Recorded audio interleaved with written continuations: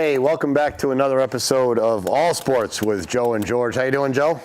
George, I'm wonderful. How about yourself? Right. Not too bad. It's my exciting time of year. Work gets busy. Had the Masters this weekend. Now, I'm going to interrupt you right now. I want to tell you. Oh, Joe's going to interrupt me. There's something new. I want you to tell our audience, our 5 viewers, what honor was bestowed on you this week. I was informed yesterday that the Connecticut Section PGA has named me, or I guess named me with the Teacher of the Year. Oh, that's fantastic. So it's kind of nice. It's the third time I've won it, 2000, 2011, 2018. Congratulations. So if you hang around long enough. So 7 years between. They give you an award. So what changes in the last 7 years that you've gotten? Every day you get a little better. There right? you go. That's it. You got to improve. I mean, awesome. Things have changed a lot in teaching as far as the technology and things like that. Congratulations. So you stay up with that. Good for you. But speaking of golf. Speak of golf. And to know, for you viewers at home, to know how dedicated Joe is, Joe actually stayed awake while watching the Masters this weekend. I had 15 cups of coffee, even though I don't drink coffee. He was like this. That was good. So I actually didn't get to see, the only live shot I saw was Patrick Reed making the 3-footer to win it on the 18th hole. I'm the assistant coach of a golf team, University of Hartford women's team, so we had a tournament this weekend, and it's kind of, again, a kind of busy time of year. But, you know, from what I could gather, it had all the excitement of most Masters tournaments. You had Patrick Reed with a little bit of a lead going into the last day. A lot of the experts on the Golf Channel were thinking this is the time Rory McIlroy was going to kind of overcome the demons and win his Grand Slam, so they'd give him all four Wait for Reed to choke, basically, pretty much? Is that what they're looking at? Yeah, he was certainly in position to do it. You got a guy who's never won a major. That pressure. But then again, in Ryder Cup and President's Cup, the guy's bulletproof. So, but you never know how somebody's going to react. Right. And so Jordan Spieth made a run at him, made 9 birdies, and then kind of late in the round and almost out of nowhere, Ricky Fowler turned it on, and at least he made Patrick Reed have to par to the last hole, which he did a pretty solid job of it. But nobody really came at him. I think Reed shot even or 1 under for the day, so he didn't have to go out and shoot 67, 68. Boy, such a fine line, isn't it, between a stroke here and there, a hole here and there. Especially a golf course like that. I've been fortunate enough to play it, on a number of occasions, and it's. A lot of times, and I tell my students, look, there's 3 kinds of shots you can hit in golf. You can hit a great shot, or perfect shot. Yep. You can hit a shot that's good enough, or you can hit a bad shot. Yep. And usually, if you hit it perfect or you hit it good enough, it's fine. It doesn't affect your score. A place like Augusta with the undulations in the greens and the green speeds and everything else, it's a little bit off, and all of a sudden it takes a ridge, and now you have this, a brutal putt. When Crenshaw won there in '96, it was '96, his second time. They were raving about what a great putter he is, and no question he was one of the best ever. But they say, no, he went 4 rounds without a 3-putt. Well, that's as much a testament as to his ball striking as it is his putting. Because if you hit the ball in the wrong spots on some of those greens, if you're gonna 2-putt, you might have to make a 10, 12 footer. If you're a great putter, does that carry over to each course? So you have to read the courses properly? How does that work? Truly, a great putter is a great putter, no matter where they're playing. But it's less now than it used to be. But if a guy grew up in California, he putted well in California. And if a guy grew up on the East Coast or Florida or something like that, he'd putt well, but because the grasses were different. Okay. Combination of people understanding how greens break, aim point technology or aim point green reading kind of things is something that I teach, has leveled that playing field a lot. And then the Bermuda grass that we used to play on years and years ago, really grainy and in the fairways? Bermuda grass would be everywhere. It was basically a sun belt type of grass. Okay, and then the greens are just trimmed up, just cut real short. But that grass, the ball reacts a little bit differently on there, and there is some grain to it and all, versus bent grass, which we have up here. But these chemists and horticulturists and stuff have come up with these hybrid grasses and things like that. So for the most part, if you're a great putter, you're a great putter. Okay. So basically, in those kind of tournaments, you cannot afford any very, very bad hole, and you have to stay within par, and then hopefully birdie a couple, and then stay within striking distance all the time. Is that kind of the philosophy? Yeah. And at that level too, it's. I even talk to my students, as you get better and better and your scores get lower and lower, every shot, every swing becomes that much more critical. Okay. You know, if you're going to go out and shoot 100, you're going to hit a lot of bad shots. Right. You're going to go out and shoot, 5 under, 6 under, or whatever else. Right. All of a sudden, you make one swing. Right. Well, 2 shots to that guy means, that's a huge difference Right, compared right. to if I shoot a 99 or I shoot 101. Right. And the fields are so strong now that, like you say, a shot here, a shot there is crazy. And then the pressure of they were saying a lot of times the guys with the leads go into the 4th day is just like pressure's just too much for some of these guys. Sure. And they just kind of fold like a tap. And what's interesting too, and I think there's so much that goes into it, is you can have a guy handle the pressure really well on a number of occasions, and then on another case, he choked. Well, maybe it was only nerves, maybe, and we forget this. It's a sport, and in any sport, it's going to be inconsistent. Right. Nobody's a perfect game in baseball isn't perfect. There are pitches that weren't exactly where you want it. So sometimes those shots just come out at the wrong time. Could you tie it to nerves? You can't always do it. And then who knows what else is going on? A guy didn't get a good night's sleep, and so he's tired, he's mentally and stuff like that. But a guy like Rory, when he was back in 2011, I think it was, so a long time ago now, he was in position to win on Sunday, and it got ugly. I mean, he played very bad. Okay. And it's almost. Why did he play bad? Did they come up with any kind of? Yeah, it would have been his first major, so it could have been nerves. Rory's always been kind of a streaky putter. When he putts well, when he's one of those guys. When he's on, he's almost untouchable. But he's very much like this. I thought it was interesting. I think one of the was it Jordan or Roy? One of the two of them said that he was good with where he was on Saturday night going into Sunday. 3 back, I guess. Yeah, Roy was 3 back. Yeah, Roy. And again, that's you're not. It's not out of reach. I like that position. He was almost like saying that Reed was feeling the pressure. That's what he was saying. And then again, Rory's and Jordan Spieth's kind of struggle this year has been with the putter, and it's kind of been the last few years where if it doesn't go well for Rory, it's with the putter. And so if you're 3 back, you want to put pressure on Reed right away, make him feel the heat.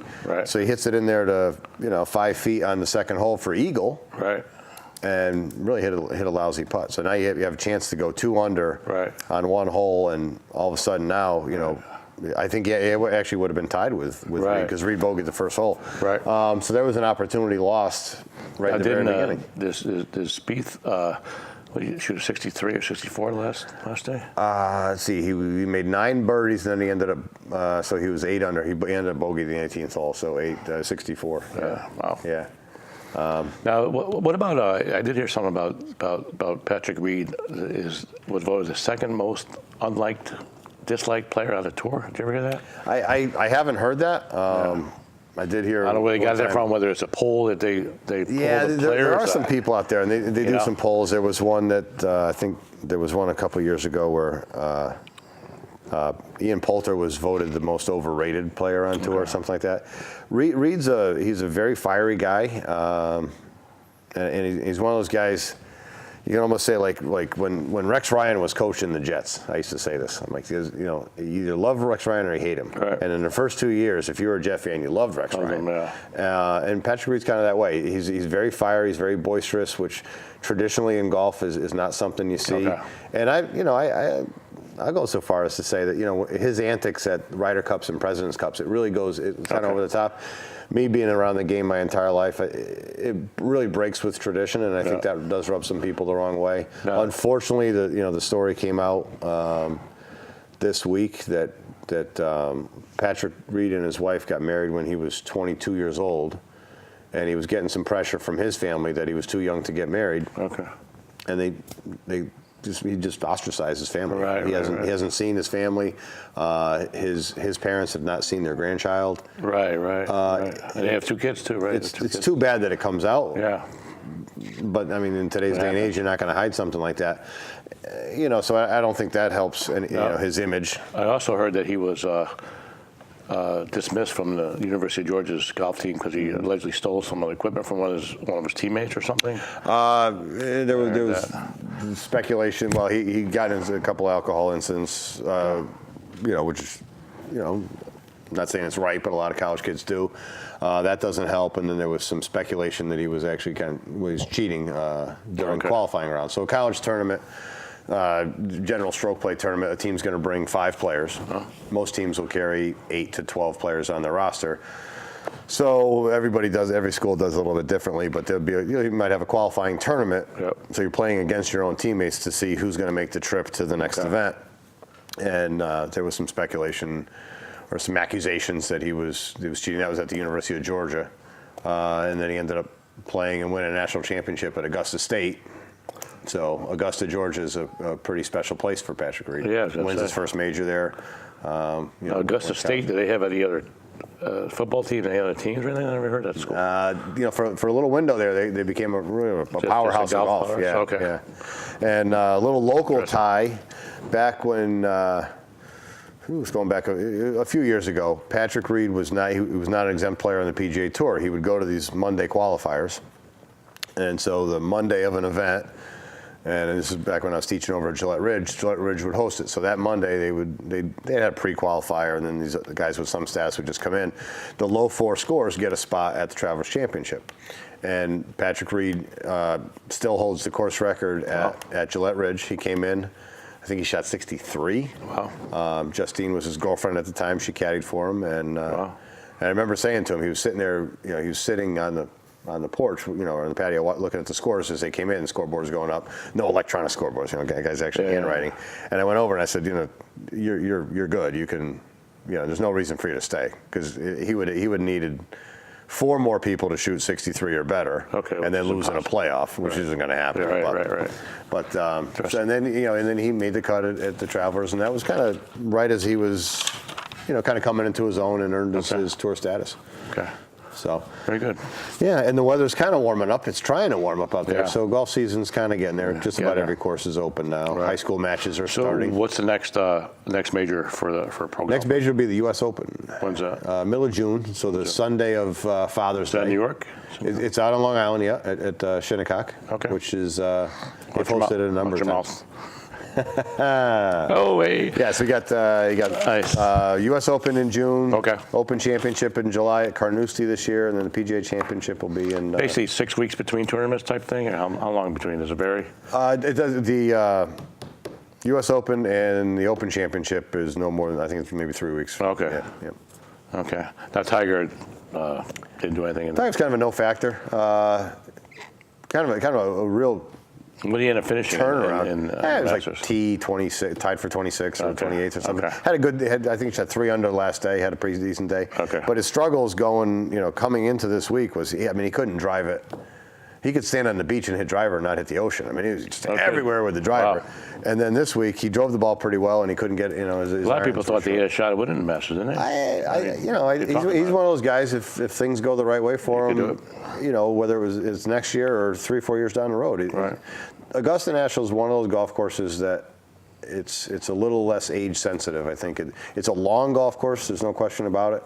But that's the major where you tend to see some of these 40-year-old plus guys, kind of hang around, get in contention. Freddie Couples made the cut again.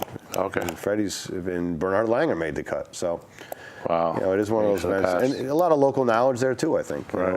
One of my favorite players, Tommy Fleetwood, last year was his first year. And why is a guy like Fleetwood one of your favorite players? You know him personally, or? No, just exciting player. Kind of started following him when Nike signed him. This is going back. Somewhere around 2011, 10, somewhere in there. Just kind of started following him along. He's an exciting player, and he's up to number 12 in the world now. Now I heard the other survey was that Bubba Watson was a guy who's supposed to be on not liked very well too. Is that you ever heard that one? Yeah. Bubba's he's a unique guy. He actually is. Some of these reports are starting to come out. He's very introverted, and he gets a little anxiety. I don't know if anxiety is the right word, but he like talking with people and being around a lot of people doesn't really suit him. Okay. So you can kind of see where it'd be a struggle. Yeah. Doing what he does for a living. Right. His wife was a WNBA player. She played basketball at the University of Georgia, wow. and then went on, and I think she's she's there to kind of Okay. stabilize him and all. But yeah, he can get kind of prickly. Okay. In fact, at the Travelers Championship a few years ago, he was having a bad day, and his caddy Ted Scott is he's been with him for a long time, and I've met both the guys. And Ted's just, he's a good old boy from Louisiana or whatever else. And Bubba's on the mics are picking it up, and he's just verbally abusing Ted. Wow. He hits the ball in the water, and he's, are you sure that was the right yardage and stuff like that? It didn't come off well, Right. But that was started on if you're on Twitter, that started the hashtag pray for Ted. Because if Bubba hit a bad shot, Ted was going to take the abuse. Felt the wrath. Huh? Yeah. Wow, interesting. We'll have to get you out on the links this summer, Joe. I haven't played in a million years, but this could be the year. Since I'm an athlete, I probably could figure it out. Oh, we're going to go there, are we? Yeah. Okay. I have to hit a few balls in the range, though, first, before I get out there and really kill it. Mets and the Red Sox, both 9-1. It's the first time in the history of baseball 2 rookie managers have started out winning the first 9 out of 10, which is quite amazing. 9 in a row for my Metsies. God, man, they do everything right. They have, not that they haven't played anybody. That's a hard thing to say in baseball. But they played the Marlins, and they beat up the Nationals though. Swept the Nationals. They did sweep the Dan Murphy Nationals. Yeah, Murphy wasn't and there. Bryce Harper is hot as can be. Yep. They're. I don't know about necessarily if the stats would back this up, but Syndergaard has kind of been been okay. Been okay. Yeah. He hasn't been the ace of the team. That bullpen's been unbelievable. Yeah. Syndergaard's had a little bit of control problems early on, but they're playing well. And you and I were talking the other day. The best news, because the Nationals are clearly the favorite in the NL East, is Kevin Long as their hitting coach now. And when Kevin Long was the hitting coach for the Mets couldn't hit their way out of a paper bag. So I say give him a raise and lock him into a 10-year contract. Yeah, exactly. Now, Nationals it was funny, one game I was watching, Anthony Rondon got thrown out. Did you see that when he got thrown out? He flipped a bat, and an umpire ran him. I mean, it's tough. I mean, it looked like he didn't say anything. Yeah. So, you don't know what's said prior to that. That's still the rule, right? Flip the bat. You argue balls and strikes, or there's plenty of times, and say Rendon had not flipped the bat, but looked straight ahead and said anything he wanted to say to the umpire, but looked straight ahead as he walked into the dugout, probably doesn't get run in that case. I mean, the umpire. But if you show up the umpire, you got to ignore that. I mean, you got the umpire just turn around, walk away. The fans aren't here to see you, umpire. Yeah. You take one of their best players and throw them out. But anyway, another situation with Yadier Molina got thrown out with him and Terry Lovello got into it. Did you see that? Yeah.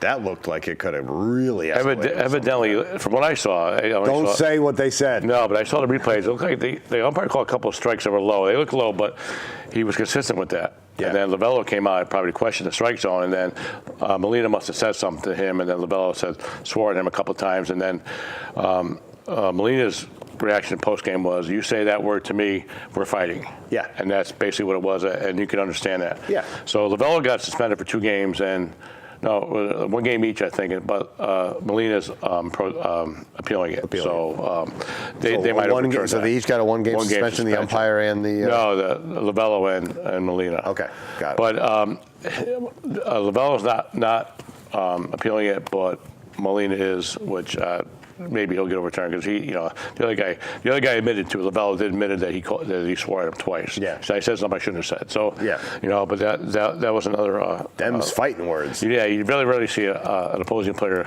against an opposing manager. You right. You don't see that type of thing very often. Now the other teams, Houston's doing well. Arizona's I think 9-2. Houston's 10-2. So the better teams are off to good starts. Yankees are struggling. Bullpens been getting blown up lately. Stan had a couple tough days. He was over. He had a couple two 5 strikeout games already. And here it is April. So it's funny because the Yankees' reaction about how he was playing, and the reporter says to him, "The fans are booing you," and he said, "Why wouldn't they?" He goes, "I'd boo myself too." He said, I mean, it was honest, and I like the answer. He said, He goes, I'm not playing well, so but he'll come around. I mean, he's a streaky hitter. Yeah. And obviously it's really Judge has been consistent. He's been the only Yankee that's really been hitting the ball consistently throughout the early part of the season. Yep. They've had a rash of injuries, the Yankees. Now they're taking the Mets page out of the Mets book there. All these guys getting hurt. CC's on the DL. And Brandon Jury, it was interesting. He, not interesting, but it's not the right word, but he got taken, he's on a DL for headaches and migraines, which they found out that he had that in Arizona. He had an issue with that. Really? And they're testing him for that. I don't know what, they haven't come out with any diagnosis yet, whether it's headaches, tumor, they haven't said anything, but he's getting tested for that. So really severe headaches and nauseous, and he's been nauseous. So they put him on DL. So I mean, that's pretty crazy. So like migraine headaches? Yeah, and he had the issue before. So I don't know what's up with that. It's too bad. He's going to be a welcome addition for them, I think. And then Andujar's playing third. They brought him up from AAA and made a couple errors, but he's hitting the ball okay. Under fire, he's been playing third, and then Greg Bird's out again. He hurt his right foot, but it was a different injury from his last injury in the right foot. Totally different injury. Okay. It was some kind of a bone spur in his right ankle that they had to get rid of, and he should be back by end of May, though. 6 to 8 weeks. It's funny, 6 to 8 weeks sounds like forever, but baseball will be back in May. Yeah. End of May. So you hope for a lot of rainouts. Yeah, but me as a Mets fan, I'm hoping for a player strike.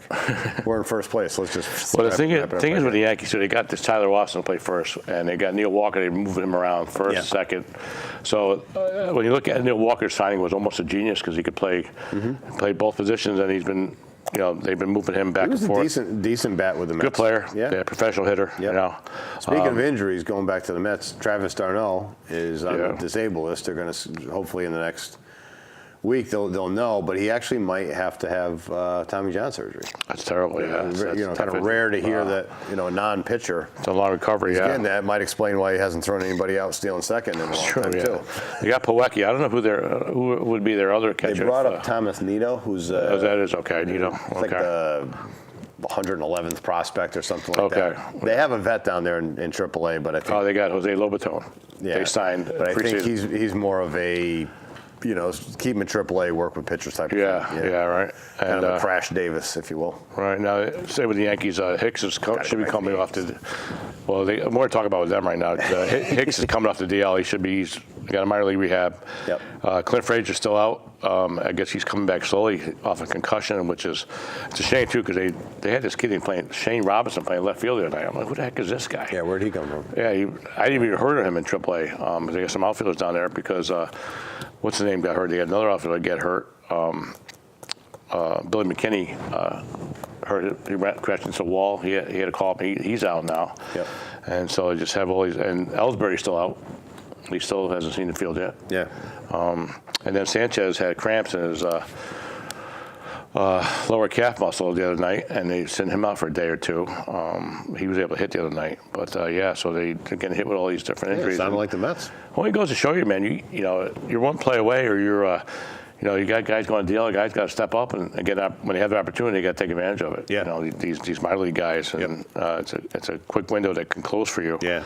We got Conforto back for the Mets. Conforto's back. He looks pretty good so far. He's doing okay. Cabrera's really knocking the leather off the ball. So Cespedes is doing his thing. He's doing his thing. Frazier's playing great defense at third, getting a hit here and there. He's batting 212. He always bats 212, but it seems like he gets big hits for some reason. That's kind of the weirdest thing.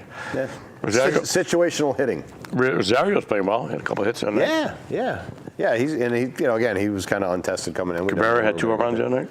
Yeah. And Bruce was hitting it. So. And Adrian Gonzalez had a grand slammer. Yeah. Nice Sunday night. That was awesome. Yeah. So their pitching holds up. Seth Lugo's been pitching lights out.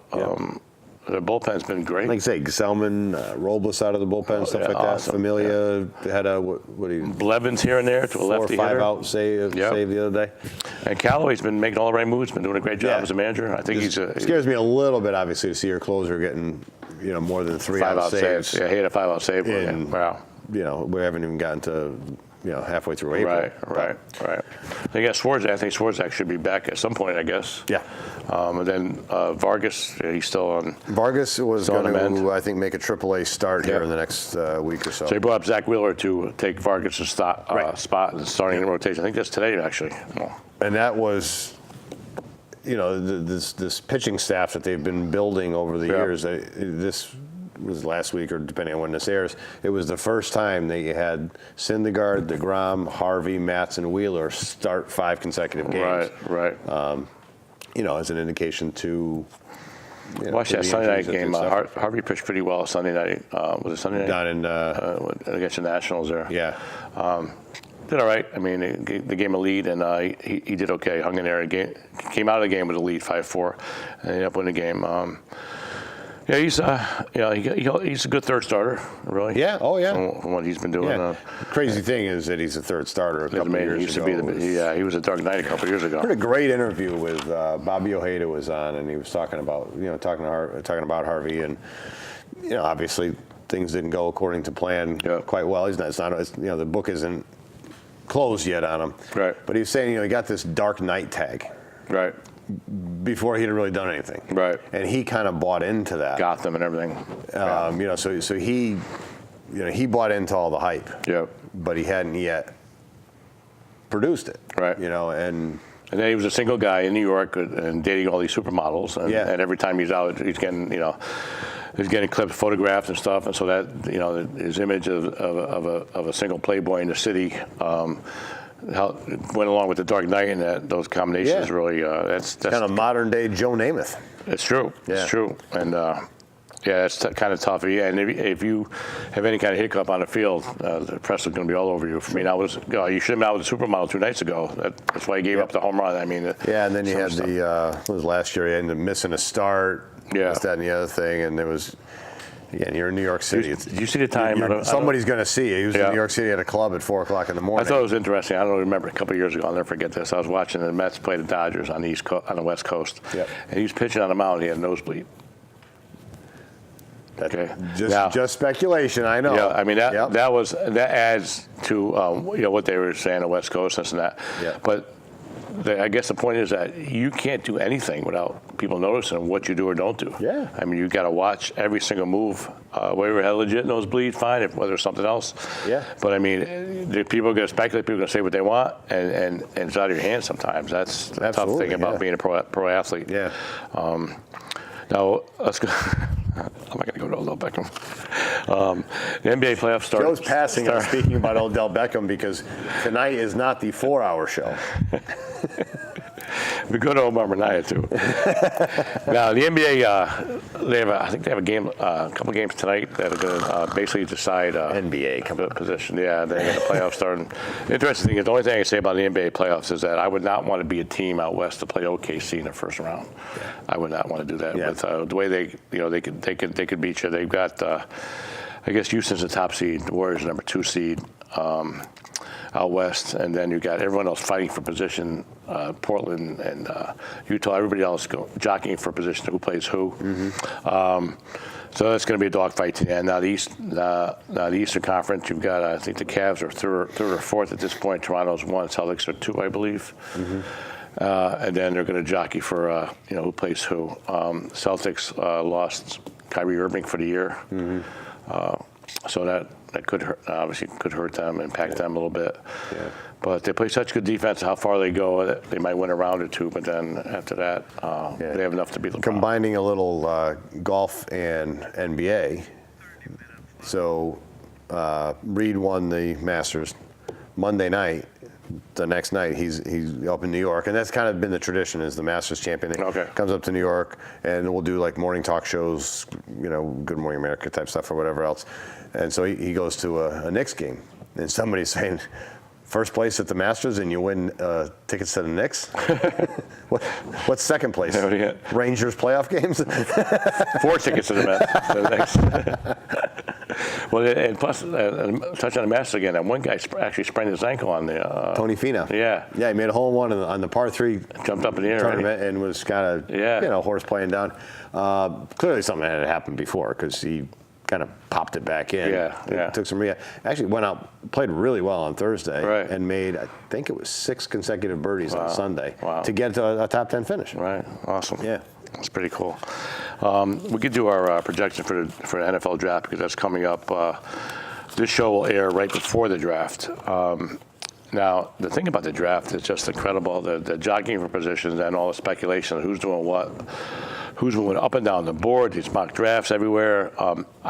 My own personal feeling, I don't think anyone knows anything. I think they don't want to let on what they're going to do. Everything's a big secret. Myself, I was watching something last night over the weekend on ESPN about the draft feature, and I am not impressed with Josh Allen. I wouldn't take him for a couple of reasons. I don't know more than anybody else, but he's a big guy. He was a no-star out of high school. That's 4 years ago. But he completed 50% of his passes, 57% of his passes were in inferior competition. Yep. Big guy, could throw the ball 80 yards. Got the size, the prototype size of an NFL quarterback, kind of what you want, 6'5", 230. Mm-hmm. I think he only started 1 or 2 years there. He played junior college for a year or two. And, some teams really want him so bad. I don't get that. For my money, I would go with Baker Mayfield. That would be my pick of all these guys. It doesn't bother me. He's 6 foot, 6'1". Doesn't bother me. He's off the field issues. It was passion and excitement. He didn't do anything crazy like domestic violence, any kind of stuff. And I think he's going to be a great pro. My own personal opinion. A lot of reviews or reports on him, opinions on him is he'd be great in the New York market. Absolutely. Yeah, he's a really confident kid, but not, like you say, he hasn't gotten any trouble or anything like that.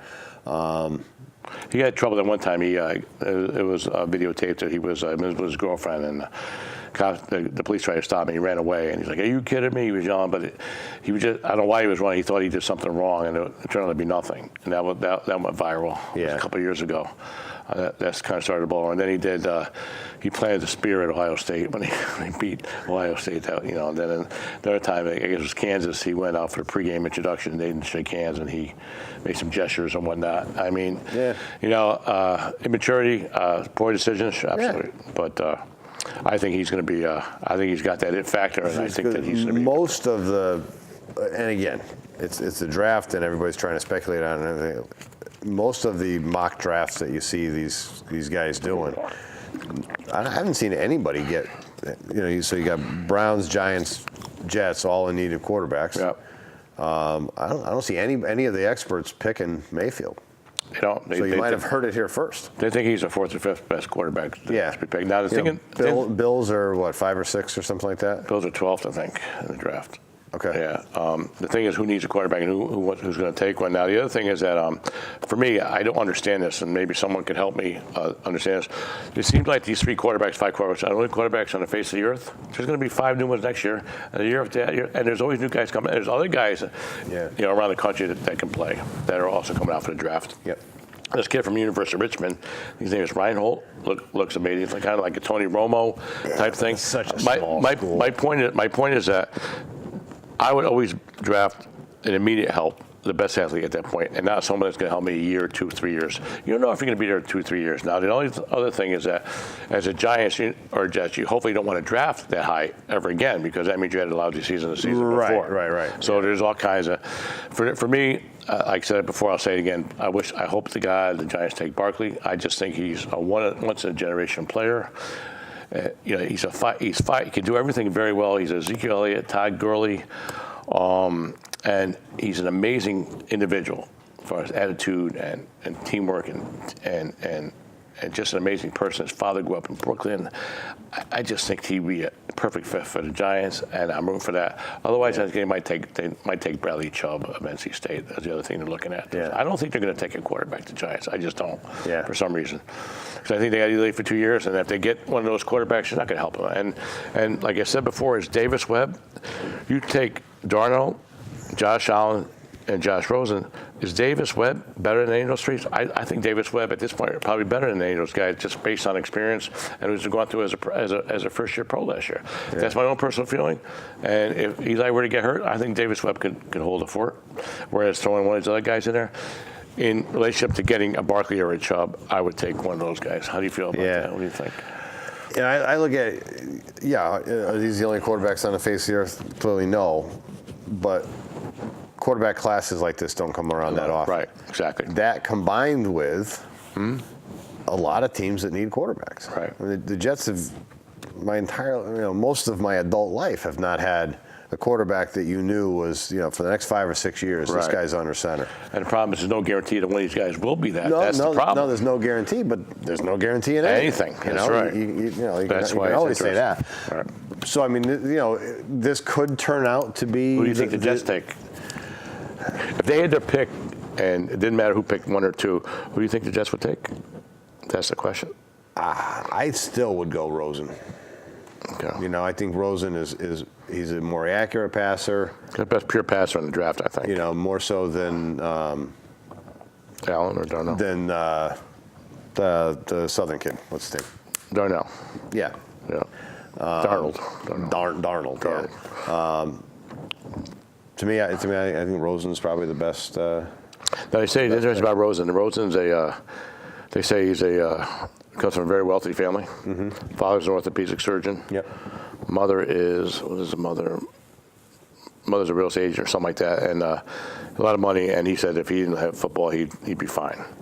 Yeah. Some people take that the wrong way. He didn't mean it like I don't need football. He loves football, wants to play football, right. but he also has a lot of other interests. And people are like, oh, you shouldn't. He's a well-rounded individual. Yeah. And he would be fine, I think. In the New York market, I think he'd be fine. Yeah. And that's.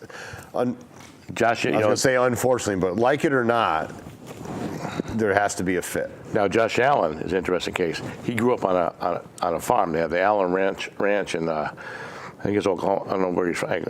He grew up on a ranch, and he baled hay, milked the cows, chickens, the whole 9 yards all through high school. Yep. Played 3 sports in high school: baseball, basketball, football. Yeah. Got no offers out of high school. Sent out his resume and films, all his colleges. Nobody ever responded until Wyoming did finally. Yeah. But he had gone to a junior college and played there. And then Wyoming offered him a scholarship, and he took it, and that's how he ended up in Wyoming. Yeah. But yeah, he was nobody knew anything about him.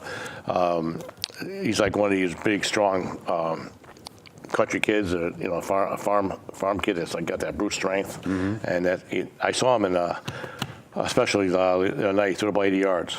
Yeah. Took a running start 80 yards, which is incredible. That might be good for the good Hail Mary. I was going to say could be good for the Jets. Yeah. Hail Mary at the end of the like in your backyard, just go. Just go. Yeah. You go as fast as you can. Yeah. You run as far as you can. I'll throw as far as you can. See what happens. Speaking of teams that need quarterbacks, being in New England, this might be a terrible thing to say, but do the Patriots look to draft the heir to Tom Brady this year? Talk about that. And they actually had Johnny Manziel in for a tryout. Patriots did? Yeah. Really? Yeah. They're looking at him now. That's an interesting choice. I mean, they got Brian Hoyer as the backup.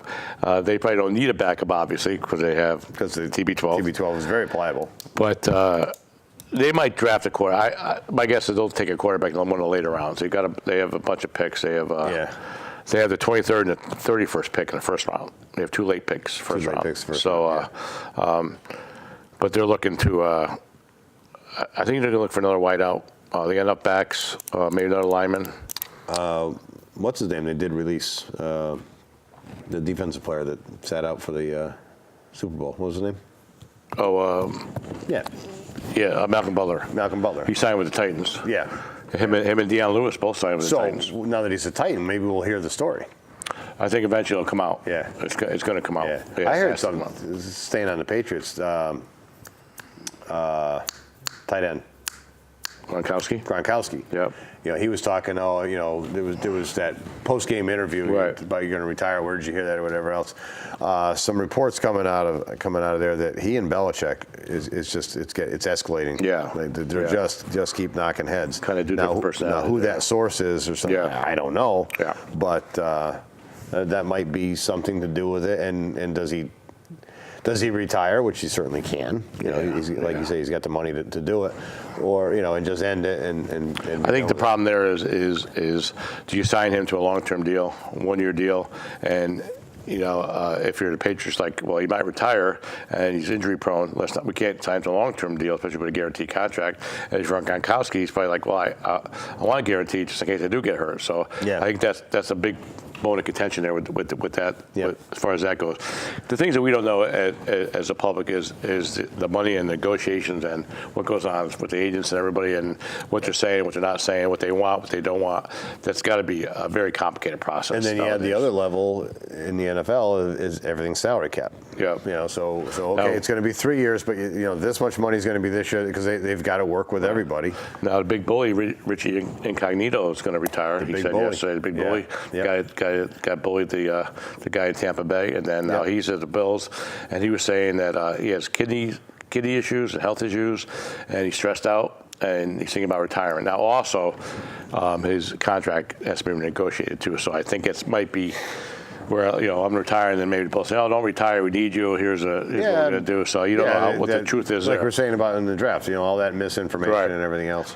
And that's what we all fall into the trap. We look and say, "Oh, this guy's going. This team's going to do this. This team's going to do that," based on what they're saying. Right. Well, if the team the Mets kind of did it in spring training this year. They said, "Look, we're not going to spend any money." Right.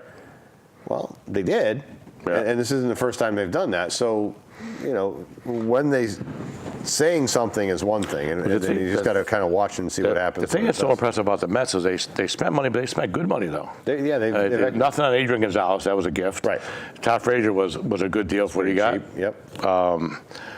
Then Cespedes was already locked up, so you have to worry about that. Yeah. And you got good leadership at the top because you have Omar Minaya. I'm gonna ignore that. Swarzak was a good sign. I want to keep the show rolling here. Oh boy.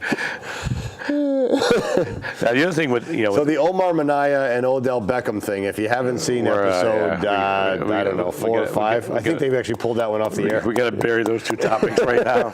Put them to bed. TB12 is right behind that too. Oh come on, he's playing. All right, now let's make a couple draft picks. I think what happens. To me, the Browns.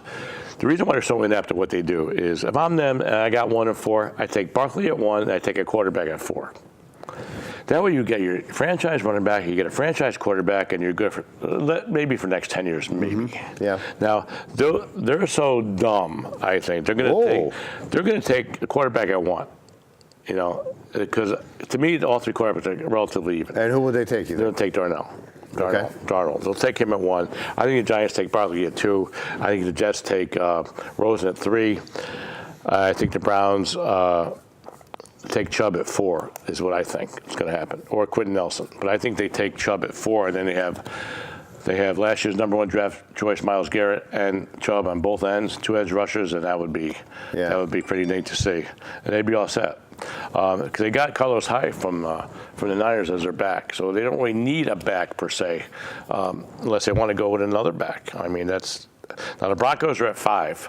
I think they take Mayfield. Now, why they take Mayfield, it doesn't make much sense to me, because they signed Case Keenum and they got Paxton Lynch, but the speculation they're going to sign, they love a Mayfield. So is that too many quarterbacks? I don't know. Then the Colts are at 6. I think they take Chubb if he's still available. Yeah. So those are your top 6. And then you've got everyone else. You got Minka Fitzpatrick from Alabama, who's up there as a possible top 10 pick. They got Derwin James from Florida State, another top-notch safety who's got high marks.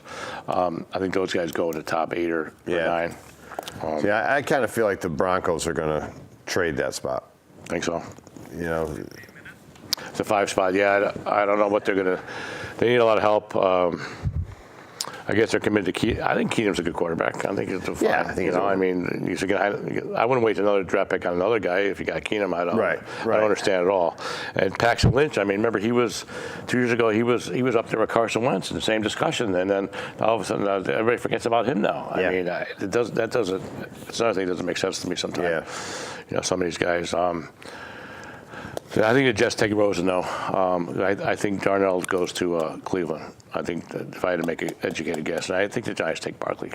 I really do. But the only other thing is that maybe they take Chubb because they traded JPP, and they pencil in Chubb in that 2 spot to take JPP spot.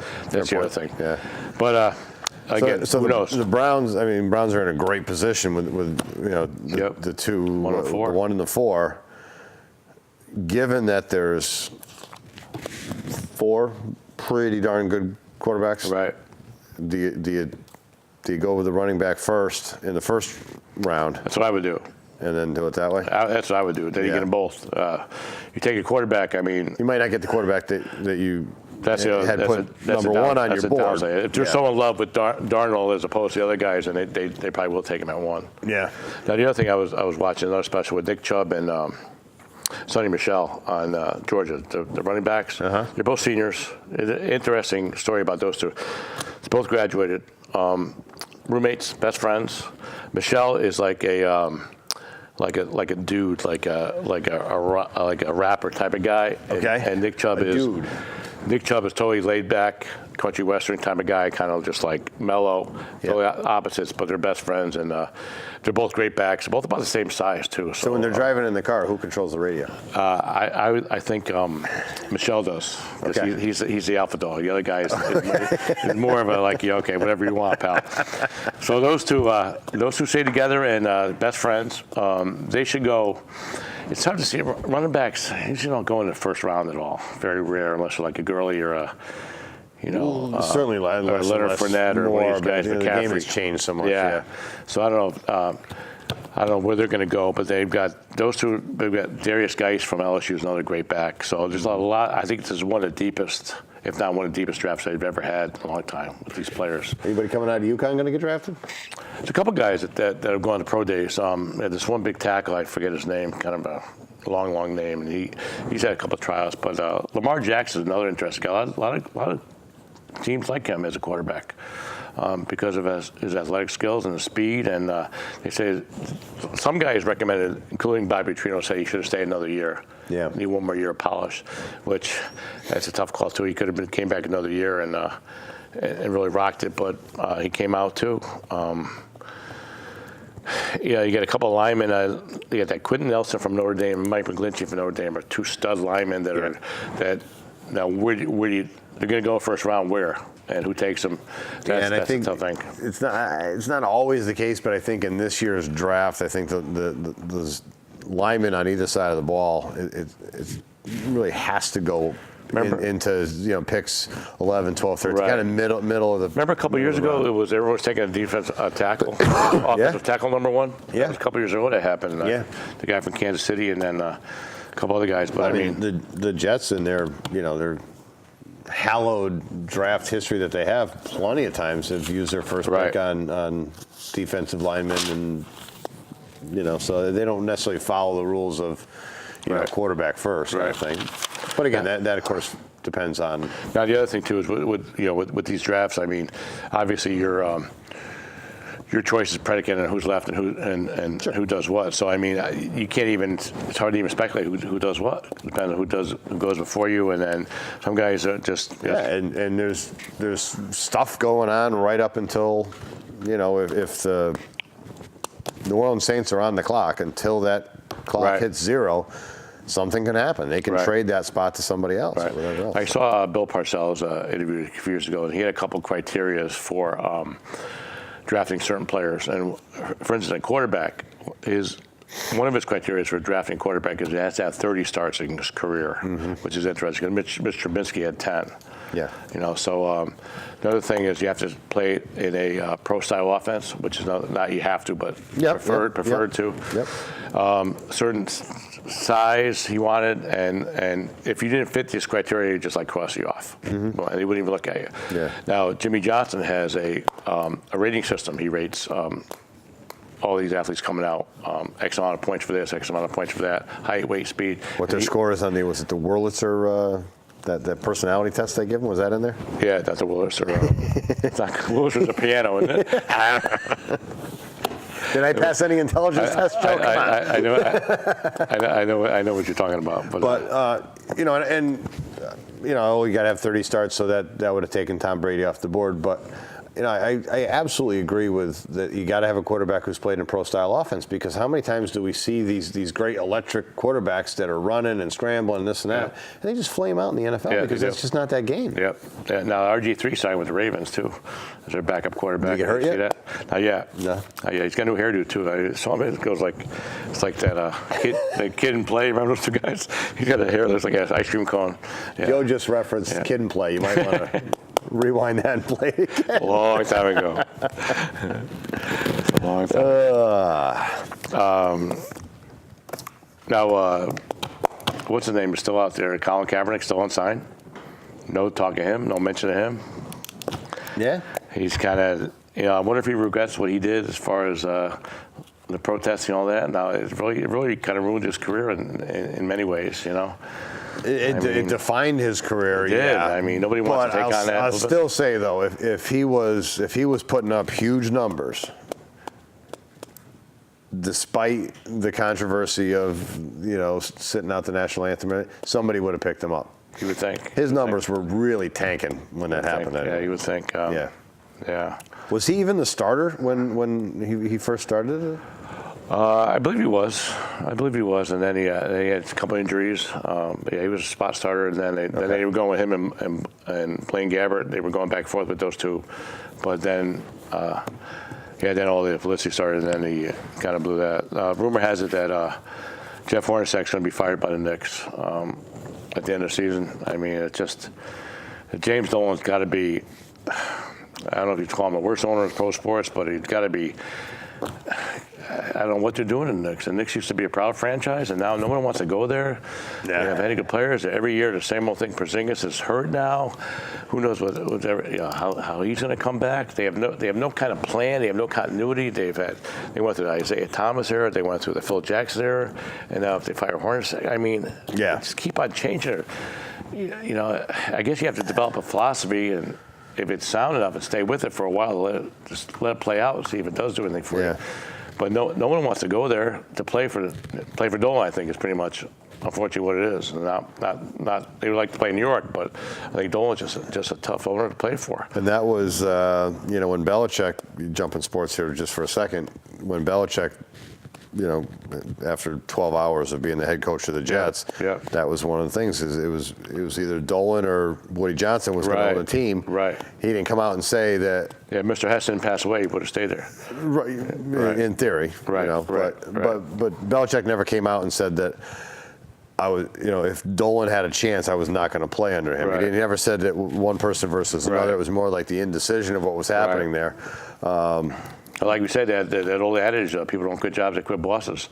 And if you have an owner that's not in the same page as you, I mean, that's got to be difficult. Sure. It's got to be difficult. He doesn't provide you with the money or the guidance or the personnel or the general manager, and then you got teams that change general manager all the time. The general manager comes in and you're not his boy, and you have different button heads. I think I said in one of the other shows that Kevin Kennedy wrote Twice Around the Bases. It was he was one of those guys who just kept resurfacing in baseball, and that's the way it goes. General managers have their teams, right, and they're, whether it's purely just friendship or doing a favor, which I don't think it is, because you're talking about a lot of money and big contracts and things like that. But they have people that they trust, and if I'm general manager of a team, I want this guy as my bench coach. I want this guy as my my manager. The interesting thing I heard the other day is remember Jerry Reese was the general manager of the Giants from 2008 until last year or whatever. There's not one of his draft choices still on that squad. Yeah, not one. Yeah. And what does that say? Say he didn't know what he was doing, whatever, or they're all gone. Now, Eli Apple was endorsed or backed up by Landon Collins. They buried the hatchet. They had a problem last year. They did. Okay. Landon Collins. I remember reading about it right at the end of the season. Right. They were really. Landon Collins said he said Eli Apple was a cancer on the team. And then Collins said they talked it out, buried the hatchet, and Eli's one of his boys now, and they want to move on. So, it might be a situation where Eli comes in. A little immature, a little not ready for the big time, and Landon Collins take him on the wing, and they need that. So hopefully they mend that fence. I think this guy James Betters, who's the defense coordinator for the Giants, is going to do a heck of a job. They need to change their Spagnuolo was just kind of vanilla, whatever, and they're going to go to the 3-4. That should help them defensively. So that should be That's fun to watch. I mean, that requires possibly a whole personnel change too. They need like 8 or 10 good linebackers to run that defense. And you need different kinds of linebackers. Yeah, too. edge rush. Your inside linebacker in a 4-3 has certain roles. Well, they got he may 3. or may not. Adapt or it's a whole different thing. They got a couple guys from Arizona that played for Betters out there, and one of the guys was Muro, and he actually got a 4-game suspension for PEDs. He's a defensive man, but they knew about that before they got him. Yeah. And the guys Ogletree. So. I'm almost. I'll say I'm shocked that you don't hear more about the PEDs in football. Yeah, I think they. You really have to hear more of it in baseball. I think with football, you really have to be. Ignorance is probably the right term, but to get caught, because they warn you, they tell you this way to mask it, and for you to constantly. Not pass that test. It's got to be on you. Then they come up. These guys come out. I didn't know what it was. Or a pro athlete knows what he puts in his body all the time. At least he should. David Ortiz always said he did. Yeah. And late in his career, there was some speculation. Well, the other thing, Joe, just reading an article, was very interesting about Mark McGwire. He said that he didn't need steroids. He would have hit 70 home runs without steroids. Come on. Are you kidding me? Are you serious with that statement? But then his dealer comes out and says the next day, there's no way he would have even been close without steroids. So if I could hit 70 without taking him, was he just taking him so he looked better at the beach? Or he would have had 90 if he took steroids, or 100, right? It's true. That's true, yeah. And I mean, why can't they just come out and say, I did it? At the time, it wasn't illegal in baseball. I shouldn't have done it. If I did do it over again, I wouldn't have done it. Yeah. I thought it would enhance my career, blah, blah, blah. And just be honest, these guys constantly lie. Like Pete Rose, if he would have just said he gambled in baseball, he'd be in the Hall of Fame right now. Yeah. But he's so obstinate and so arrogant that he was like, he denied he do it. And now he has kind of come out and said that he probably has. Yeah. They have 4,000 pages of him, of phone transcripts. He's like, no, I didn't do it. I mean, what? We were talking about the weather. Yeah, I mean, come on. So we're getting close to the end of the show, but we're also getting close to the time where the known steroid users are going to start to become eligible for the Hall of Fame. Right. And it'll be interesting to see. What's your take on that? How the sport writers. I think you got to put some of these guys in. I was always against it, but you know what? The more I thought about it, it's like, you know what? It wasn't illegal back then, and they encourage it. And actually, it's in the many ways. Baseball Hall of Fame, and 30, 40, 50 years down the road. I'm sorry, but a Mark McGwire, Mickey Mantle, Babe Roger Ruth, Clemens, and those, Mickey Mantle, Babe Ruth. They were doing speed. They were drinking. They were doing all kinds of other things to enhance themselves. What types of difference is just relevant to the time period? Not condoning it, but the amphetamines in baseball, and if you watch the Mets at all, if you watch a week of Mets baseball, well, put it this way: if you watch a day game after a night game, they'll always reference that the quality of baseball, a day game after a night game, is obviously it's going to be not as good. But back in the Keith Hernandez and Ron Darling, back in the day when they were taking, you know who did steroids? That mentions Brett Boone, Aaron's brother. He came back after a winter time, jacked out of his mind, and one of the guys says, "Well, you've been working all summer." He just winked. He goes, "Oh yes," and the point. I don't know. Just. You can debate. Yeah, like I say, if I was a sports writer on the list, I think I'd probably put McGwire in. I'd put Clemens in. Bonds, yeah. Well, Bonds' head went from 6 and 7/8 to like 8.5. So he had a growth spurt. But his forehead was like. All right. Well, I think George, that's going to wrap it up. All right, Joe. We'll talk about the draft and see how we did call Villanova though. I got to admit. We did call Villanova. Absolutely. For amusement purposes only. Thanks, pal. All right.